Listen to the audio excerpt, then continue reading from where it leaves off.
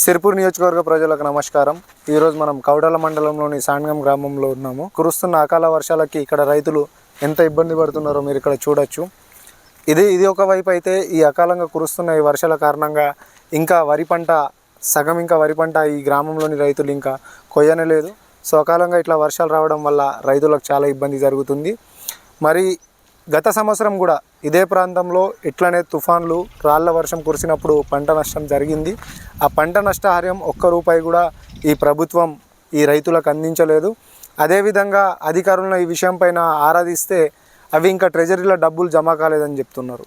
ఇక్కడ ఎవరైతే అధికారులు ఉన్నారో వాళ్ళు జాప్యం చేస్తున్నారు. అదేవిధంగా సరిపడా లారీలను కూడా పంపించడం లేదు. దీంతో పాటుగా ఏవైతే వడ్లు కాస్తో కూస్తో మిల్లుకు చేరుతున్నాయో అక్కడ మిల్లర్లు చాలా రకాలుగా రైతులను ఇబ్బంది పెట్టే ప్రయత్నం చేస్తున్నారు.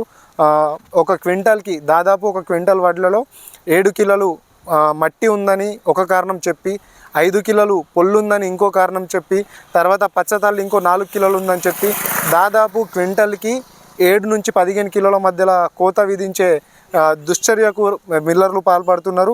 మరి ఈ విషయంపై ప్రజాప్రతినిధులు అదేవిధంగా అధికారులు తప్పకుండా చర్య తీసుకోవాలి. అదేవిధంగా తేమ కారణం చూపించకుండా ఈ కురుస్తున్న వర్షాలకు రైతులు ఇంకా నష్టపోకుండా ఎటువంటి కారణం చూపకుండా ఉన్న స్థితిలో అదేవిధంగా రైతులు అనేటి ఈ రైతుల వద్ద నుంచి వరిని అనేది కొనుగోలు చేయాలని మేము రైతుల తరపున డిమాండ్ చేస్తున్నాం.